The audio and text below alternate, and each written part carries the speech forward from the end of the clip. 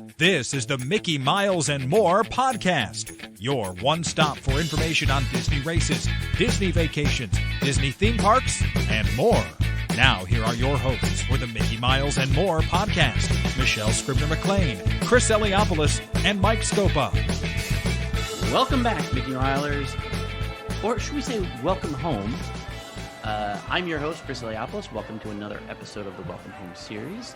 As usual, we've got my co-host, Michelle Scribner-McLean. I can't even say your name anymore. How you doing, Michelle? It's Mac Lane. Hello, Chris. It's the newly vaccinated Michelle Scribner-McLean. Woo! Team Moderna. Yeah. So happy. So Awesome. happy. Yeah, we're all getting there. We're almost there. Yeah, very, very exciting. Also with us is the wonderful Michael Scopa. Mike, how are we doing? From Team Pfizer, and by the time those of you who are listening to this, I will be completely vaccinated.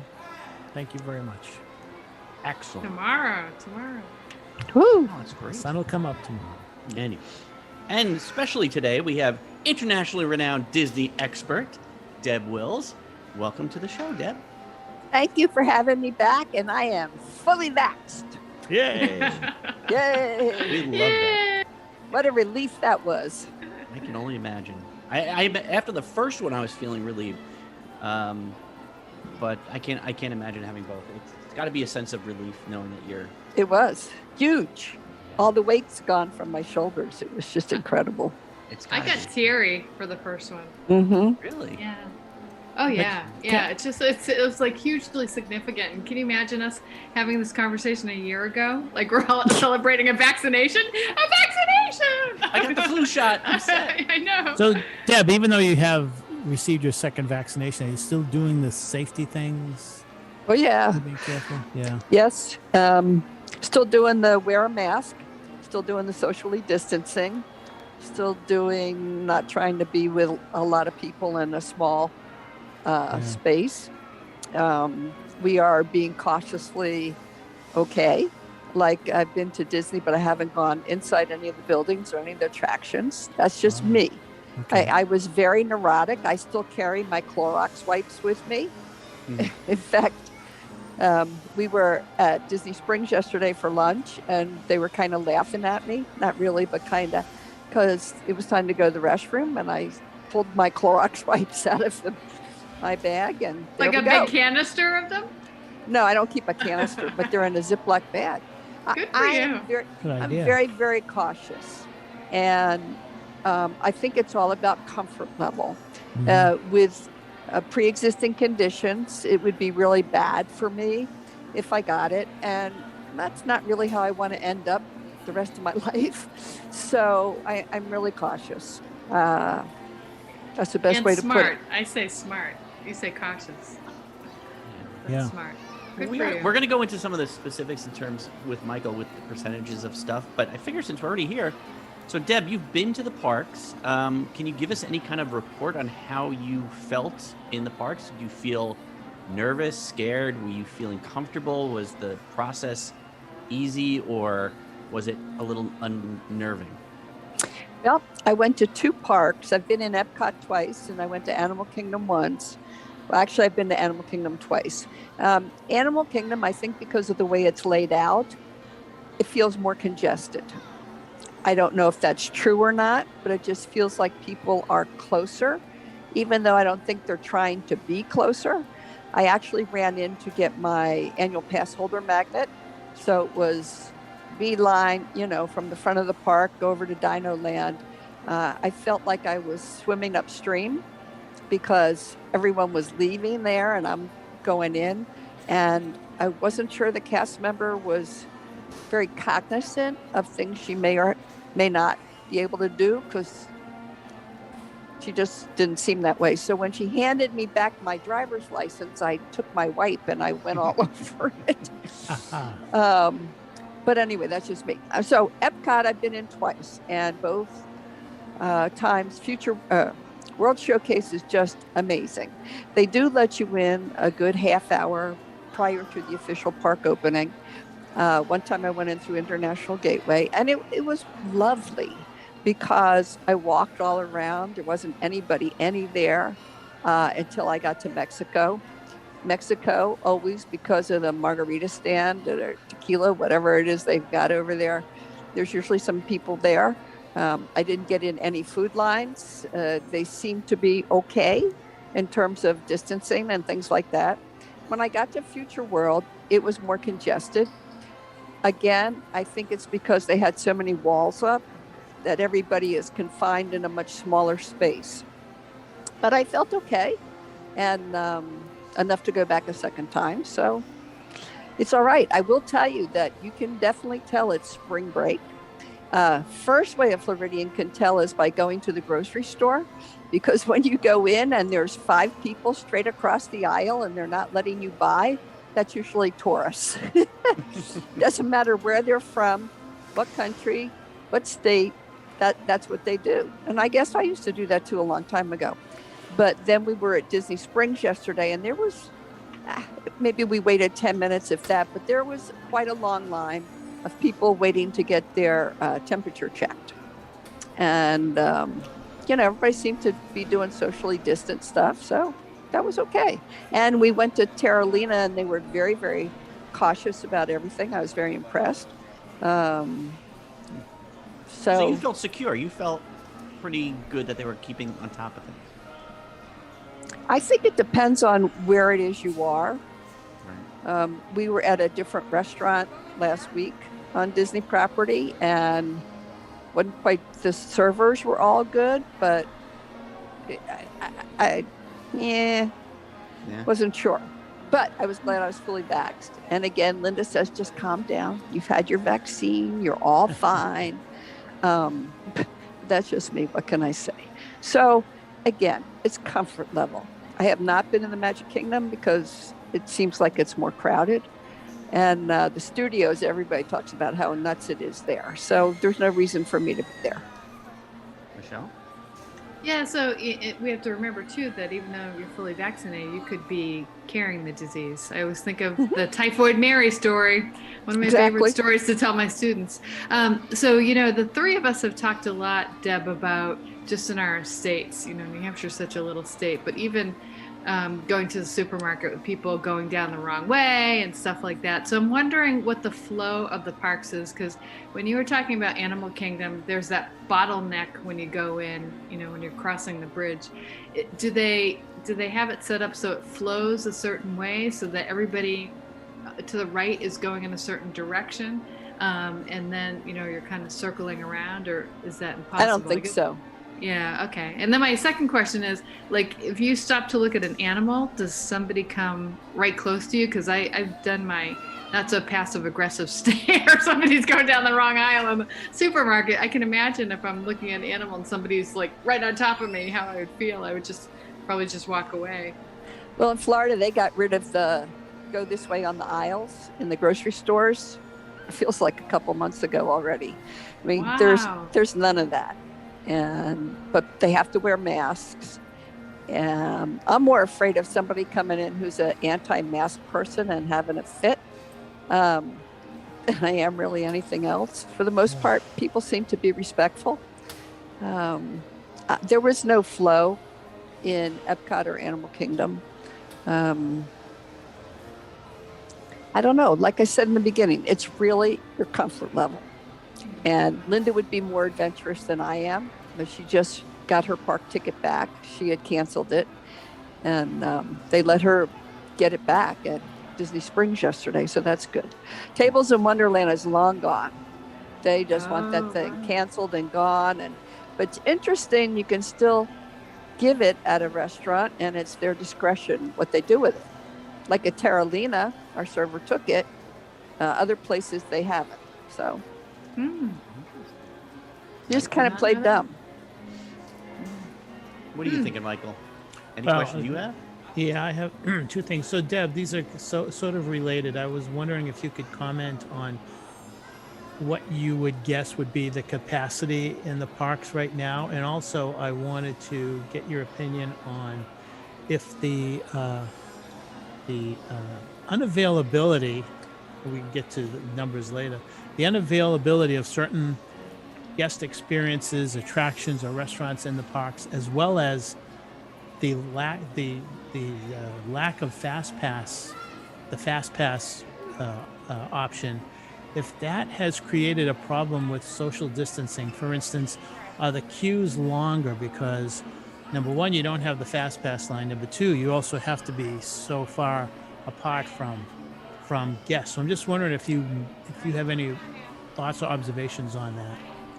Well, I did go past Frozen both times I was in Epcot. The line was way all behind, out of Norway, over towards China. People were socially distancing, but it got really hard to figure out if it was 3 feet or 6 feet and what a family was or wasn't. But there was distance there for sure. I've always been, I joked I was going to start taking a yardstick with me so that if anybody got close, I was just going to start poking them. They, wait a minute. But it seemed okay. I've heard, my cousin loves Disney and they spend their winter at Vero, and she's back in the park this weekend for like the third time, I think, this year. They are in the process of being vaccinated. They're eating. They only will eat outside. I'll have to ask her. I'll see her tomorrow if she did any attractions or not. Okay. I think they're trying their best most places. You have to just really think about the configuration of the park and without repeating myself for the 100th time, what your comfort level is. So were the outdoor dining options more? Do they have more tables outside in some of these restaurants to accommodate people who don't want to go inside? I'm trying to think. Not Mostly really. Disney Springs, mostly probably. Yeah, Disney Springs, but we were at Terralina yesterday, and I don't think there were any tables outside. But they were socially distancing people. They did something I had never seen. They gave us little paper bags so we could put our masks in them so they weren't on the table when we ate. I was fun. What a good idea. Really? First I thought, is this with the bread, but it was really good. And I thought that was quite good. Did you That's feel very smart? So, Deb, we've been having an ongoing kind of conversation about not just the COVID stuff, but about what attractions and things are open versus what are closed, and is it worth the money? Now, you obviously have an annual pass, but did you feel a sense that there was so much closed that it wasn't worth the dollar that you're spending on a day pass, or if you were getting, a 3-day park pass? Is it worth it? I mean, is there enough there for somebody to go and really enjoy themselves? Well, I can only refer back to my cousin. She's almost my age. And like I said, it's her third time this year. She has an annual pass. She's been numerous times in the last 6 months. And she's so psyched for the 50th anniversary. And I'm like, but they're not really going to do anything. And she's like, yes, they are. They're going to do this to the castle and this to Spaceship Earth. And she's all psyched. I'm like, well, what if there's no fireworks or parade? Doesn't matter. It's the 50th anniversary. Okay. And for some people, that makes a big difference. For me, I remember when it was the 25th anniversary, I so wanted to be in the Magic Kingdom, but I couldn't get down here. And so I swore I would get to the 50th. I actually have reservations at Bay Lake for over those 3 nights of the 50th anniversary. But I'm really thinking if there's no fireworks and not much of anything, do I really want to spend all those points? Right.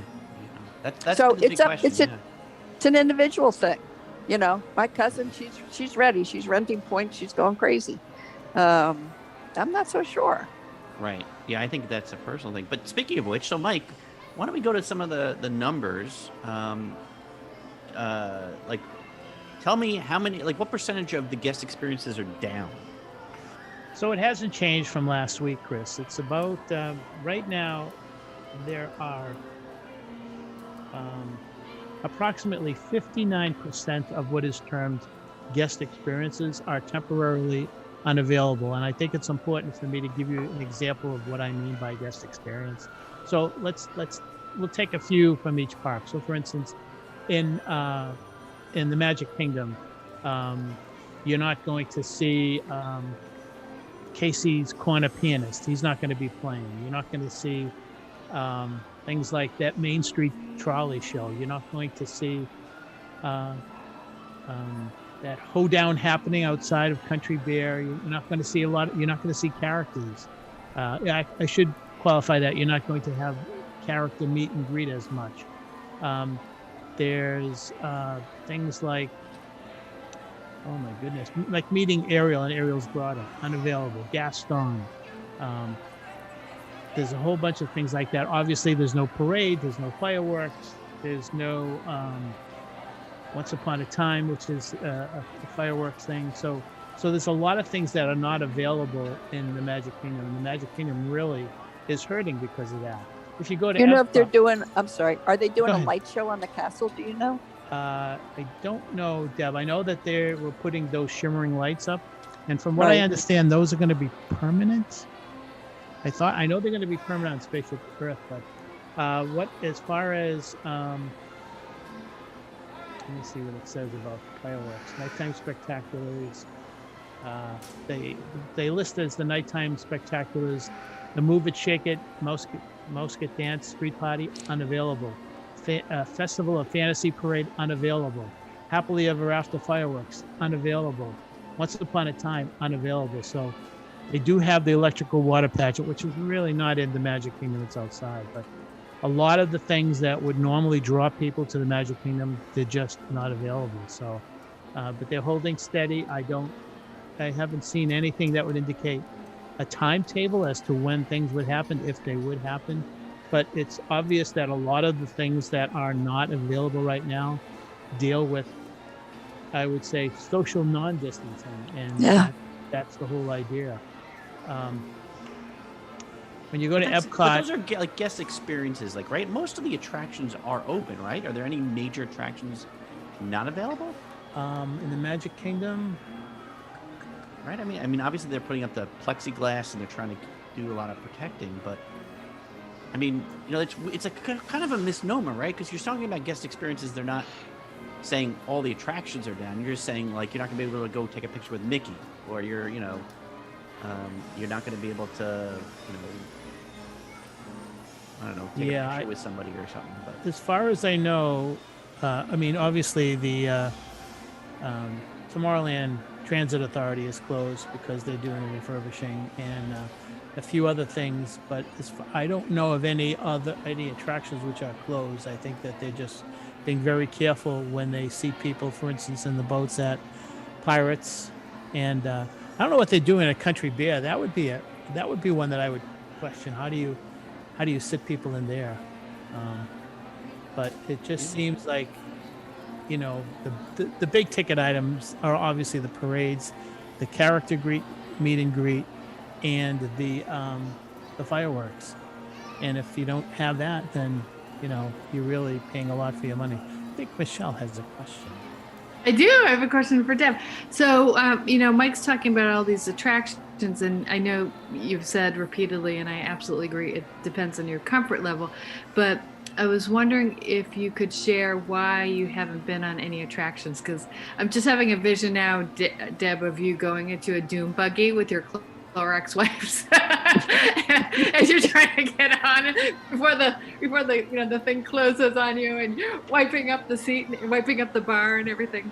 So, do you feel like it's not safe in line? Do you feel like I don't know why that one just came into mind, but that's a good one. Attractions.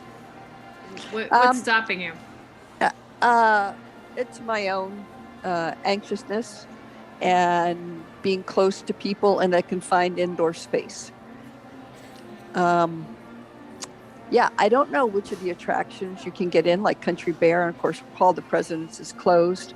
There was a long line for Frozen, so I know people are still doing that.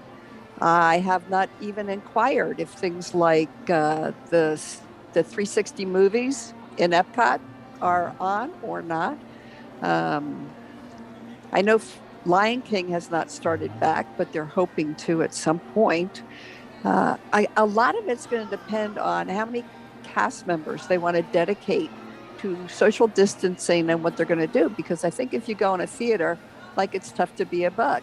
How are you going to keep people separated when they won't even move all the way down to the end of the aisle? Me personally, it's just not my comfort level yet. When do you think you're going to feel comfortable? I'm sure you've probably had a conversation with Linda about this. When do you think you're going to feel comfortable enough to start getting back to a little bit of normalcy, getting into the attraction? Well, when we walk into Epcot and they're handing us vodka on ice and we can just shoot it. But is that all it takes? That's all. I honestly do not know. And it'll just happen when it happens. I'm not sure what to tell you. Yeah, no, I think that's a big running question for everybody. Mike and Michelle are going down this summer. I'm going in August. And that's been our big question is, like, how safe will you feel? What level of comfort will you have?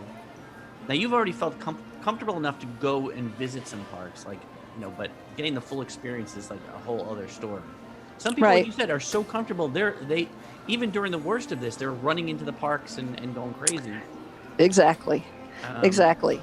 And we've been at 3 resorts. I'll tell you, we were at Old Key West for a couple nights, a couple weeks ago. And Olivia's was doing, they had very, very minimal amount of tables that were available, but basically you had to do the mobile ordering.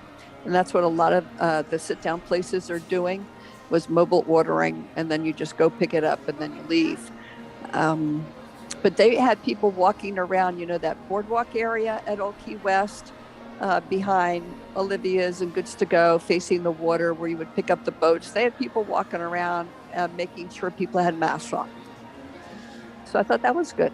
Did you try? I keep calling them the buckets, but have you gone on to like the what are those called? Gondolas? Skyliner. I have not.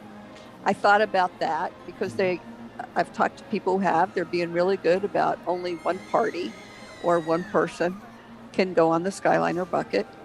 It's another one of those, how comfortable do I feel? And I'm not quite there yet. Yeah. I want to see, do they wipe down each gondola as it goes by? Like that's the whole thing. But you also mentioned, you mentioned earlier that you went to Vero Beach as well. Mm-hmm. What was your experience there? Actually, Vero Beach was amazing. Linda and I talked about if it was not spring break, we would have already booked 2 or 3 nights to go back soon. They were very well organized. Now, of course, some of it is just because they're not near a theme park, but we checked in at the gate with our car and the guard said, I'm going to call ahead. When you get to the portico chair, just stay in your car. Somebody will come get you. And then eventually a cast member came out, asked who we were, and then said, okay, here's where you can go park your car. They have underground parking, which is really cool. I did not know that. Oh, you've never been before? No. Oh, I go every year. It's so fun. Yeah. It is. It's great. And getting into the main area where you would check into the hotel, everything was touchless. We got a card because I didn't want to futz with my phone, but they've made it so that you can have a code on your phone to let you in your room. They were very good. I multiple times, probably every time I was in the main area, I saw a cast member wiping down common areas. They had sanitizer every place, by each elevator, by everything you can imagine. And elevators had sign, please no more than 4 people or 1 party in the elevator. And it was funny because the door opened and there was this couple in it. And I said, that's okay. We're going to wait for the next one. And she said, don't worry, I don't want you in here. And we were laughing, but I mean, everybody's kind of like, they were really good in terms, the room was spotless, absolutely spotless, because I still we had a not spotless room at the boardwalk back in, I think it was November or just, I don't remember anymore. It's all blurred together, but it wasn't so spotless. And so we've been very particular. It was spotless because I still went around with my Clorox wipes and Linda had her spray disinfectant and we were all over the place. We did anyway, but they were really, really good in terms of dining. They're very good in terms of they want you to make a reservation and then they text you on your phone, okay, you can come up now, your table's ready. And so there's not a nice. congregation outside of the check-in for the restaurant, which I thought was really good. Dinner was very well spaced. Breakfast had more people in there, but I believe they still were spaced, and I felt like they were all following COVID procedures. We felt very safe in there. The only place that was kind of uncomfortable was at the pool, which you would imagine, because you got families and you've got kids and you got people swimming and people running all over the place. The only table we could get was near the bar, and there was a long line to get food and drink from the bar. And so at one point we were just like, we're going to move, because people were just having a good time. And that's one of those places, I guess, like spring break, where you sort of forget what's happening. Well, there is the ocean there too. That's Yeah. a nice There second is. choice. There is. Yeah. What about the Green Cabin Room? I love that bar at Vero Beach. Oh, Did you I don't go know. there? Oh, okay. no. Well, we were only there one night. Yep. Oh, yep. is that it's the on one the on the second second? floor. Okay. Yeah, Okay. second floor. Yeah. I did see it. It was open a few times. We decided not to go up there. We were hanging out with my cousin and just enjoying each other's company because it'd been too Oh, long. that's nice. Yeah. Great. important That's great. Ditching back to the parks, how many restaurants did you visit while you were down in Disney World? How many restaurants. Yeah. I'm trying to think. I've done carry out from even Allen Compass at the Yacht Club, and that was actually very, very good. Very good. All the restaurants, I think, have very limited menus. In fact, we were at Shula's last week, and their smallest steak is 10 ounces. And they had a very different, basically the same menu, but it was very small in comparison. It was clear that the portions of the food were a bit smaller. The bar was packed, which was kind of weird. When we walked into the Dolphin, the lobby looked like it was just any other Saturday night. Lots of people in the lobby and at the bar. But we didn't walk in to see what was happening there. We just wanted to have dinner and take off. Olivia's was encouraging mobile ordering, so you just wait and picked it up at the Goods to Go, the fast food place. Well, trying to think. I realized that the last people I had dinner out with were you and Linda. Yeah. Last March. Yes, we did. Yes, at Blue Zoo. That was my Yes. last experience, and we And didn't no hug. hugging. We didn't hug. Was there any that's- restaurant that you wanted to go to, Deb, that you couldn't go to? No, I do have a friend who stayed at Jumbo House, and she was a bit upset. They spent 3 nights. They're locals here, but we all want different walls. She was upset because there was really no place to eat, and they had to go to Sanaa if they wanted, or Kidani if they wanted anything. That Mara was only open in the morning for breakfast, and that was it. And of course, the restaurants were closed. And she thought there were a few more options over at Kidani. Interesting. So, Mike, Yeah, tell I us, guess what Boma would isn't not be open. But Hmm? Boma would not be open because No. of the day, No, bar's not open. Right. So, Mike, what Um, is open? You have numbers and stuff? Do you want to know which restaurants are open or which ones? Well, is it more what's open, or is what's the greater number, open or closed? I think open. There's more open than closed. So what? Depends where you are. Yeah. Yeah. So let me give you. It's probably easy to just give you a quick rundown of what's closed. And when we're talking not just restaurants, but places where you can go for a snack, places where you can go for meals. So, for instance, in the Magic Kingdom, there are about 10 eating places which are closed. Columbia Harbor House is closed. Crystal Palace is closed. Diamond Horseshoe is closed. The Plaza is closed. The Tomorrowland Terrace is closed. The Tortuga Tavern is closed. That just give you an idea. Casey's Corner is closed. So that's in the Magic Kingdom. In the Animal Kingdom, let me see. Pizza Safari is closed. The Tusker House is closed. And then you've got the minor ones, Caravan Road, Dino Diner, Harambe Market, Eight Spoon Cafe, places like that. in Hollywood Studios. Not too bad, really. Catalina Eddie's, Dockside Diner, Epic Eats, Fairfax Fair, Cat's Sacker's Kettle, the Rock Station Food Truck, the Tune-In Lounge. The Tune-In Lounge is probably the biggest one, and Woody's Lunchbox. So that's not too bad. Those are open or closed? Those are all closed, Deb. In Epcot, those places that are closed are Ashkashish is closed, Lotus Blossom, Monsieur Paul, Nine Dragons, Marrakesh, Tangerine, Tokyo Dining. Those are the big ones. I guess that's it. So that gives you an idea what's closed. By the numbers, it looks as though 39% of those eating establishments, snack places, 39% are closed for the entire resort. I think in Epcot, they're probably balancing that with all the food booths. Right. Because you can still get food and beverage and snacks without a big deal. Because of the kiosks. Yeah. That's interesting. So, Deb, when you were down there, did you see a lot of the little, not kiosks, but the stands, the food stands open or closed? Like, you can go get a pretzel or an ice cream. Were those still open? Chris, remember, Deb is always down. Yeah, that's what I spend. No, remember, it's spring break. It's insane there right now. Yeah.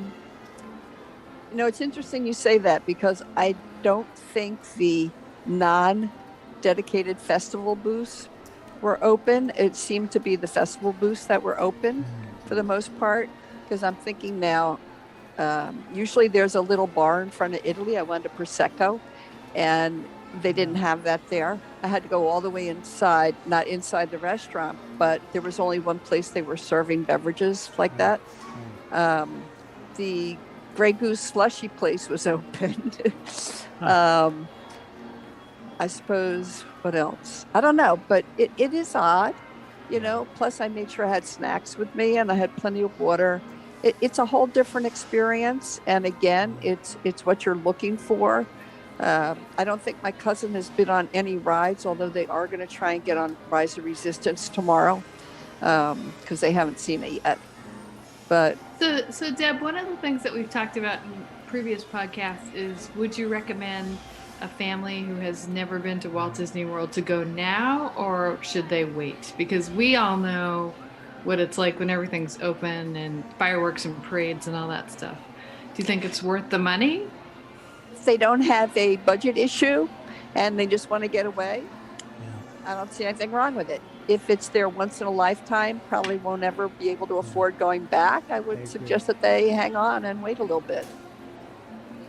Okay, my new question is something I don't care about at all, and I don't give a rat's butt about it, but you guys all seem to love the cruises. And Mike had some news that we've got some cruise lines starting to open and take reservations, I think, Mike? Yeah. What are you doing? I forget the one was there were Royal two Caribbean. cruise lines. Royal Caribbean. But before the Royal Caribbean, there was one other one. I forget what it was. It was a Norwegian. I think it's Norwegian. Minor, maiden voyage or something like that. But they both stated that they would be issuing and starting a policy by which they wanted to let guests know that the crew members would be allowed on the boat only when they are fully vaccinated. So that tells the employees you better get vaccinated. And they also said that they would be allowing only those vaccinated guests to come on board the ship. So when you have two cruise lines saying that, my thought was immediately centered on the Disney Cruise Line, and I'm wondering if they would do so. And I guess, I don't know too many people who are more experienced with the Disney Cruise Line than Deb. And I was going to ask Deb, in your gut feeling, Deb, do you think Disney would do that? Do you think they would somehow tweak it? I mean, there's so many challenges for a cruise line to deal with when they... Well, I have friends who are just chomping at the bit to cruise, and they look, and every time Disney says, oh, we're not going to have any cruises in July, then they're like, August, can't wait to go in August. Now, some of these people are fully vaccinated and some are not yet, but they're all set. And I'm like, well, what if you don't have any shows? You don't have this, you don't have that. And they're like, well, I just want to get on the ship. A couple days ago, they opened up the 2022 cruises. Right. It's been impossible to get through to anything. I just needed to call DVC for one simple change that I could not make online. And they've had 3-hour waits for the last 3 days trying to get through to DVC, because all these people, if you want to use your points and cruise, you have to call DVC to do that. I miss cruising so much, and I would love to cruise again, but I've told you how cautious and neurotic I am. You're not going to enjoy unless you're comfortable. Well, right, exactly. So many challenges on the ship. There's so many challenges. But there's plenty of people that want to go. Yeah. But they're going to require that you have a vaccine. You're fully vaccinated. Would you feel safer knowing that everybody on the ship is vaccinated? Wouldn't that kind of ease your mind a little? Yeah, it would, and it would depend on how things are going to be. I mean, I still don't want to be in one of those dining rooms where the tables, you can barely walk between tables. Right. You know, that's one of the things. They're going to have to come up with some universal vaccination card, because I'm sure there've been enough photos online, people are going to counterfeit them. Mm-hmm. And there's not going to be a real way to find out who has been vaccinated. The other thing you have to remember is some of the other countries still have, well, you're going to have to quarantine. So how does that affect the cruise lines? That's right. If you want to go to the Bahamas, how does that work? Do you get off the ship? Can you not get off the ship? There's a lot of things that have to go into it. I know Chapek at the earnings call a few weeks ago was like, oh yeah, we're going to cruise. We're going to be cruising later this year. And they're all into it. I honestly don't know. And since I'm over here on the far end, in terms of comfort level, Linda and I are hoping we can get on a cruise next year in 2022, but I doubt it will be Disney, because most of the chatter I've heard the last few days is that the prices for next year's cruises have gone sky high. And it just cracks me up, because I'm reading on the message boards and these people are complaining and bitching because, oh my God, it's $3,000 more than the one we had canceled last year, but they're still going. And that's part of Disney. And that's why the parks probably won't have an issue. It's why the cruise line probably won't have an issue, because these people are just clamoring to go. But I'm not 30 or 40 anymore. And you know, I'm more cautious now. So I will wait and see. It's a smart move. I can't see the cruise line starting up and going at 100%. I can see them possibly saying we will allow only 50%. But what if you have, so for instance, we have a cruise in August, and my guess is that cruise is 100% booked. So if they say only 50%, how do they decide who's going to be on and who's not going to be on? Exactly. You know, I don't know how they do that, unless they say for those who would like to, forego this year, we will guarantee a spot for you next year. I don't know how. I'm sure there's a smoke-filled room with a lot of execs trying to figure out how they can appease their guests at the same time, while still, operating in the black. It's just, there's so many challenges on a cruise ship, and the only way I can think that they would be able to do anything would be to reduce capacity by at least 50%, or maybe a third to 50%. Even then, it's just so crowded with the like you said, Deb, with the restaurants and the bingo and the shows and the pool area and the hallways, just everything. So it's really going to be interesting to see what evolves with that. It's a challenge, and I'm sure they're looking at every single possible way they can make it work.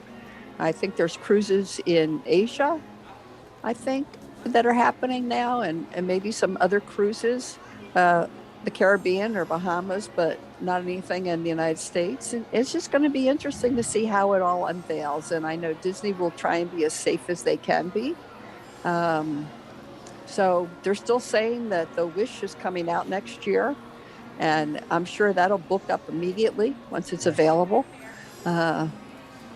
again, if the money's really not an issue, you've been fully vaxxed, you're comfortable, and you want different walls to look at and an ocean to look at, I mean, there you go. Yeah, I mean that's what the thing is. It's supply and demand, and everybody's been demanding to go back to Disney and go on the cruises, so they're going to be able to charge whatever they want, and the people that really want it are going to pay it. But skipping over a little bit, Mike, you mentioned earlier before we got on the air that Disney might be skipping past the biometrics and going to facial recognition while everybody's wearing their masks. Is this what's going on? Yeah, there's I believe that they are testing facial recognition way of allowing guests into the parks and dealing away with the biometrics. And I guess, it makes me wonder if the pandemic has accelerated that, because they don't want people touching those biometrics, because if you touch it, you're going to have to clean it. You're going to have to clean your finger and everything. So But everybody's wearing masks. What do you do? Well, I know. So remember his too that eyebrows look familiar. biometrics is your face recognition too, right? It's any part of your biology that's recognized. So it's just not a scientist touching. Michelle. Sorry. I was thinking, and I know Deb has used this system called Clear at MCO at the Orlando Airport. Used to use that. I mean, I guess you could do that, but you still have to put your face up against it. So right. I don't know. When do you think? Did you hear anything about when this is going to really start kicking in? I don't believe it's imminent, but I know that they're thinking about checking it. Let me check on something right now, and I'll tell you in a minute. Yeah, I mean, I don't know. Those things were always kind of iffy, though. I never understood it. Like sometimes they would ask you for your finger. They'd ask for the finger, and then sometimes they wouldn't. So it's like, well, why do you need it then in the first place if you're not ever fully right? Checking, I guess. But Deb, as Mike's looking, and Mike, interrupt us when we go. Last week we started doing this thing. It was like a lightning round, a fast questions thing, and it's more of a. We don't have inside information. You don't know any of the doings inside of the offices and the rooms. But here's a few questions for you. When do you think the fireworks will come back? Gut feeling. Doesn't matter if it's right or wrong, just what you... My gut feeling? Yep. Next year. I was actually really hoping before they announced that October 1 was going to be the kickoff of the 50th anniversary, they would have postponed it to like February to give everybody a chance to get vaccinated and get comfortable with everything. But I also know they're bleeding dollars big time. It's hard. It's when they're going to get to a point when they decide it's okay for larger groups to get together. Maybe they're going to wait and see what CDC guidance is. I don't know. Obviously, Florida is kind of wide open. So that's not going to be the holdback. Right. So when do you think... well, let me ask you this. Do you think the 50th anniversary will still go off on time? They're saying that it is. I can't remember, Mike, if it was you and I talking or someone else, but we were like, they're waiting to see. They're not going to announce anything. They're waiting to see what the room occupancy is. Yes. And until they figure out whether they have a lot of rooms done. Now, I can tell you what we're talking about rooms just for a minute. When I was at Old Key West for those 3 nights a couple of weeks ago, I learned that all the Grand Villas but one is closed. So they're not even open. And I'm sure they've got other rooms, villas that they're closing. I don't know about the other resorts. But I think they're just going to be a wait and see. And for me, I think it would be really cool to see the park icons have cool lights, but that's not enough impetus for me to go, especially since it'll be crowded. But again, I mentioned my cousin. She's all gung-ho. Can't wait. Everybody's different. All right. When you think about the 25th anniversary and how much was done, everybody was thinking, oh my God, what are they going to do when the 50th anniversary comes? And boom, it's we still don't know. They're being very careful. They're being very tight-lipped. I do think that the pandemic has made them extend what normally is a 15-month celebration to an 18-month celebration. Is it? Yeah, it's 18 months. So we'll see what happens, but they're very, very tight-lipped. So I have a question. Construction workers, so building these attractions, Guardians of the Galaxy and Tron, do they also have social distancing and other things that they have to do? Or is there something that prohibits them from being full bore ahead with construction other than money? I don't know. Yeah, well, I don't Florida's, either. As you said, like the rules are very lax in Florida these days, right? They want They to are. open everything back up. I think only Disney's own thoughts about it, would keep them from doing that. But I don't know. That's a good question. I mean, Get on that, Remy's been Michael. ready for almost since January, Right. and it's just going to sit there idle now until October. Interesting. I do have a friend who's a former engineer at Epcot and Magic Kingdom who's coming back. He's retired, coming back as a contractor. And I heard from him that they're digging into some of the mechanics that have never been touched for years and years and years. So they're using the opportunity to, for instance, really, really look into like the people mover and really update it and things like that. So I think it's taken a while, but they're using the time. And he said he's doing contract work, and he worked 70 hours a week last week, and he cannot keep up with the demands from Disney in terms of what they wanted him to do. So I think they're using it. It's a smart use of time. The people mover is not open, but when it is, then it'll be ready for the onslaught, I think. Yeah. All right, here we go, Deb. Couple quick ones. You don't need a long answer. When do you think Disney is going to stop requiring masks in the park? 2022. Give me a quarter. A quarter. First, second, third, fourth. I think it's going to depend on how many people are vaccinated, honestly. I mean, there really are so many unknowns. I'm sure they want to come on board as soon as possible. I heard Chapek said something about at the end of this year, but it depends. You can't have fireworks and no masks. Can't have people gathering in large numbers without masks. So my guess is sometime in 2022. Okay, what about, just like the cruise lines, do you think Disney will institute vaccination cards or some kind of identification proving that you've had your vaccines in order to get in the parks? I don't see that happening. No?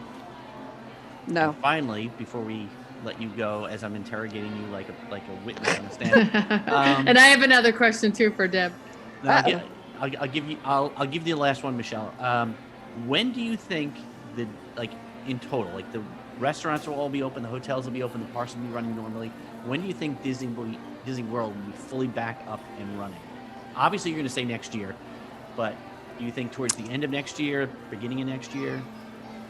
Again, and I don't mean to hedge, but so much is just dependent on everybody who lives in this country and everyone who's going to visit this country. And if 60% of the people decide they don't want to be vaccinated and they still want to run around like nothing ever happened, that's a whole different story. And Disney's got a lot of liability issues to consider.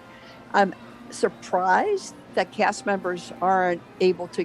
Hospitality in this area is so crucial that they haven't let all cast members and guest services people in any of the parks get vaccinated.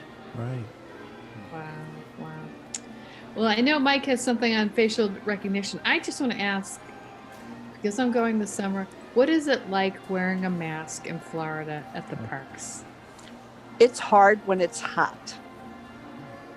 Very hard. You'd have to bring 2, 3, maybe even 4, depending on how often you plan to be in there. I'd also bring a washcloth. Make sure you stay hydrated.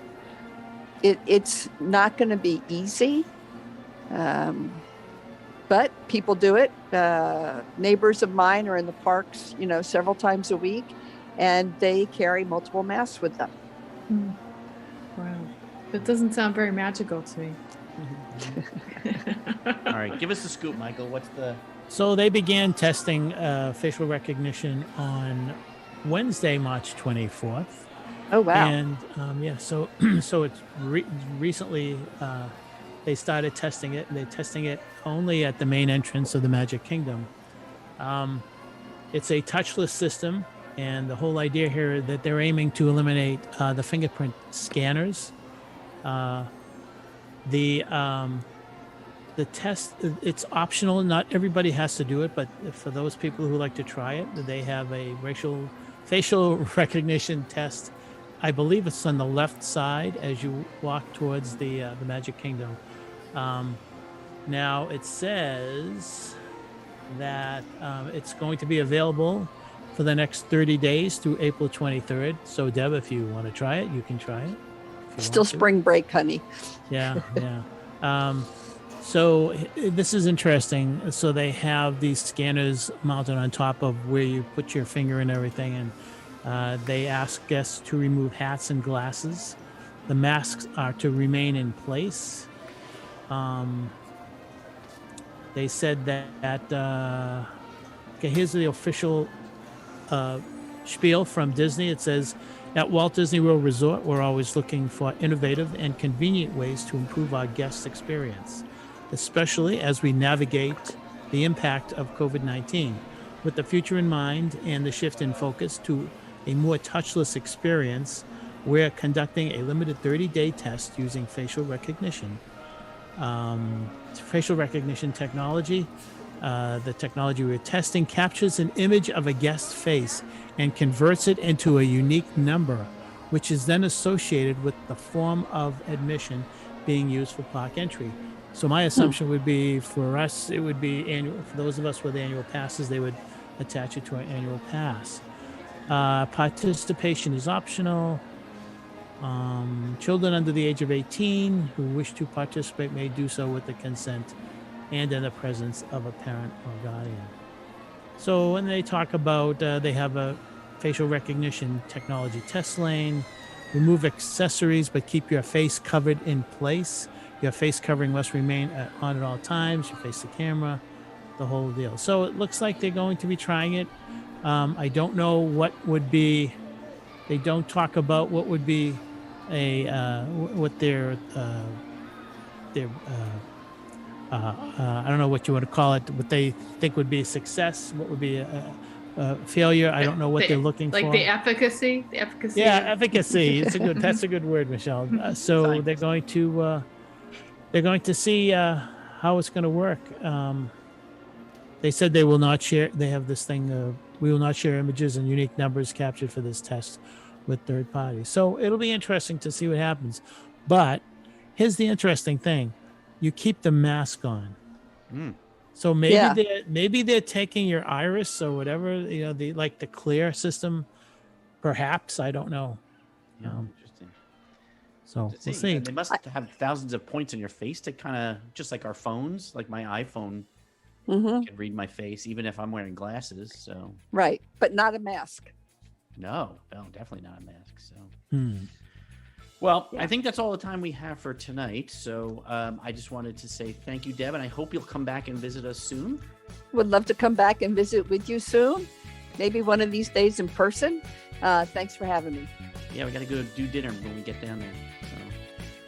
So on behalf of Michelle Scribner-McLean, Mike Scopa, I'm Chris Eliopoulos. We'll see you in the road, in the parks, and welcome home. I said in the roads. Oh, God. We hope you enjoyed listening to today's episode of the Mickey Miles and More podcast. For all of us here at the Mickey Miles and More podcast, this is Rick Gregg saying thanks for listening and all your support. And until next time, we'll see you on the road.